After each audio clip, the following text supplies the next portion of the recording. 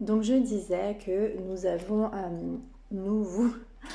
libérer en fait la blessure de rejet, le karma familial, avec des techniques holistiques, noter les rêves aussi.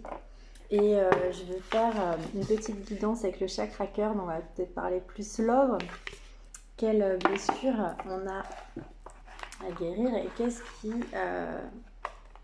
on va parler, de quoi on va parler en fait en love avec le chakra cœur, également des adversaires avec des jolies cartes, toujours liserées.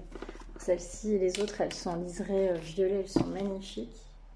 Et là, liserée rose avec l'extension, j'adore. Voilà. Qu'est-ce qu'on a à libérer? Donc on reçoit des messages l'année prochaine, bon, je pense pendant 1 an. Et vous connaissez déjà votre âme sœur, mais quoi d'autre?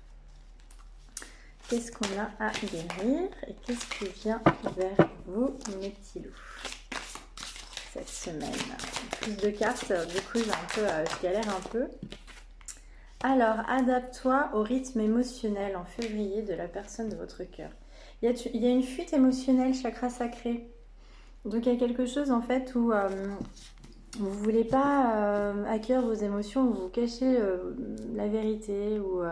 Chakra sacré, ça veut dire qu'on parle de tout ce qui est lié au chakra, donc deuxième chakra, l'appareil génital, etc.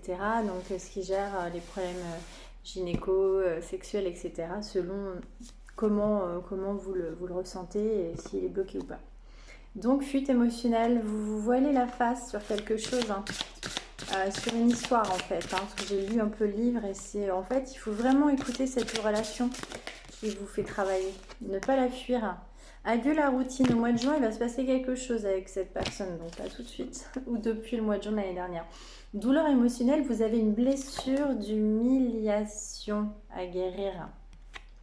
Blessure d'humiliation, bon, alors encore une fois, il ne faut pas hésiter à noter tout ce que vous avez enduré, tout ce que vous ressentez.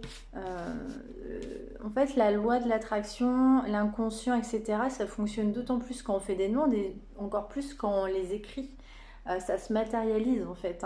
Relation sauveur-sauvé enfance. Donc, depuis l'enfance, il y a quelque chose qui, dû à votre blessure d'humiliation, qui vous a provoqué ce côté, en fait, on parle toujours du triangle de Cartman, relation sauveur-sauvé. Donc encore une fois, ne pas vous mettre dans de la dépendance affective ou guérir aussi la blessure d'abandon, pour laisser l'autre en fait.